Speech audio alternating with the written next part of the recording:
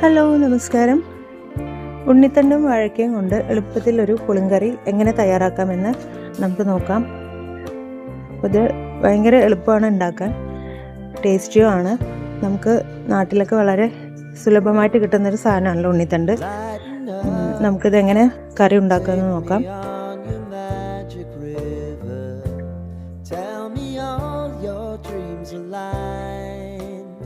ഉണ്ണിത്തണ്ടും വാഴയ്ക്കയാണ് ഞാനിവിടെ എടുത്തിരിക്കുന്നത്. ചെറിയൊരു കഷ്ണം ഉണ്ണിത്തണ്ടും ഒരു വാഴയ്ക്കയാണ് എടുത്തിട്ടുള്ളത്.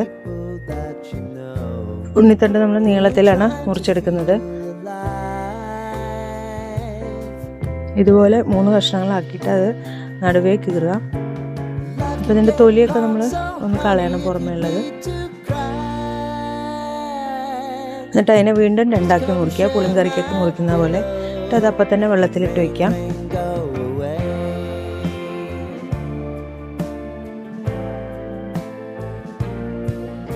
ഇതുപോലെ എല്ലാതും ഇതുപോലെ കഷ്ണങ്ങളാക്കി മുറിച്ചെടുക്കാം. ഇനി നമുക്ക് വാഴയ്ക്ക് ഇതുപോലെ നീളത്തിൽ തന്നെ മുറിച്ചെടുക്കാം. വാഴയ്ക്കയുടെയും തോല് കുറേശ്ശെ കളഞ്ഞെടുക്കണം.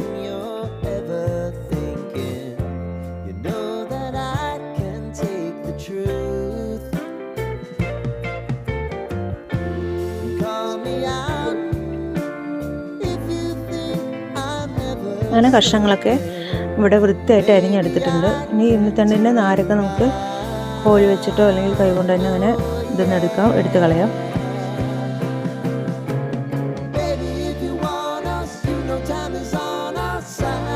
ഇത് നമുക്ക് കുക്കറിലേക്ക് ഇട്ട് കൊടുക്കാം.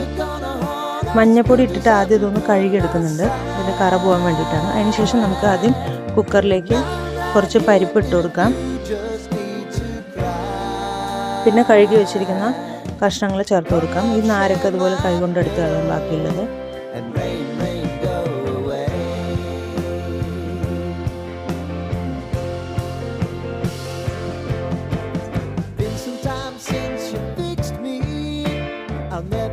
ഇതിലേക്ക് 1/2 ടീസ്പൂൺ മഞ്ഞൾപ്പൊടി ചേർത്ത് കൊടുക്കാം.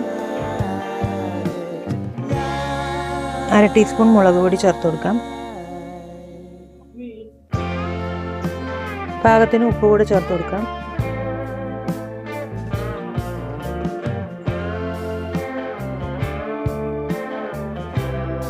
ആവശ്യത്തിന് വെള്ളം കൂടെ ഒഴിച്ചു കൊടുത്ത് കുക്കർ അടച്ചു വെച്ച് നമുക്കൊരു 3-4 വിസിൽ വരുന്നവരെ വേവിച്ചെടുക്കാം.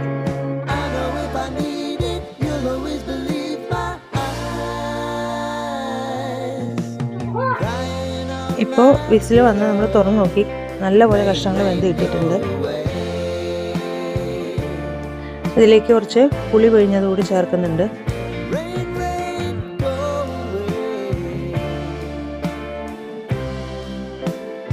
ഇനി ഇത് കുറച്ചു നേരം കൂടി തിളപ്പിക്കാൻ വയ്ക്കാം.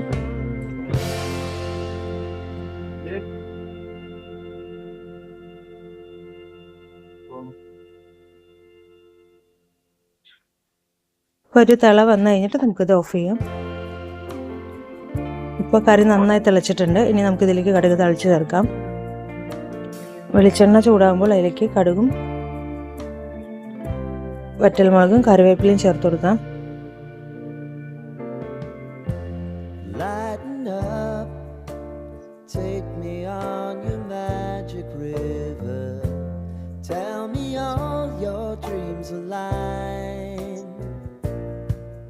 ചെറിയ ഉള്ളി കൂടി ചേർത്ത് കൊടുക്കുന്നുണ്ട്, ഒരു 3-4 എണ്ണം. പുളിങ്കറിക്ക് നല്ല ടേസ്റ്റ് കിട്ടാനാണ്. ഇത്രയേ ഉള്ളൂ. വളരെ എളുപ്പത്തിൽ നമുക്ക് പെട്ടെന്ന് തയ്യാറാക്കിയെടുക്കാൻ പറ്റിയൊരു കറി കൂടിയാണ്. അപ്പോൾ ഉണ്ണിത്തണ്ട് കിട്ടുമ്പോൾ എല്ലാവരും ഇത് കൂടെ ഒന്ന് ട്രൈ ചെയ്ത് നോക്കണം. ഉള്ളി നന്നായി മൂത്ത് കഴിഞ്ഞാൽ നമുക്ക് കറിയിലേക്ക് ഒഴിച്ചു കൊടുക്കാം. ഇത്രയേ ഉള്ളൂ. അടിപൊളി കറി നമുക്ക് തയ്യാറാക്കി കഴിഞ്ഞു. ഇനി ഇത് നമുക്ക് സെർവ് ചെയ്യാം.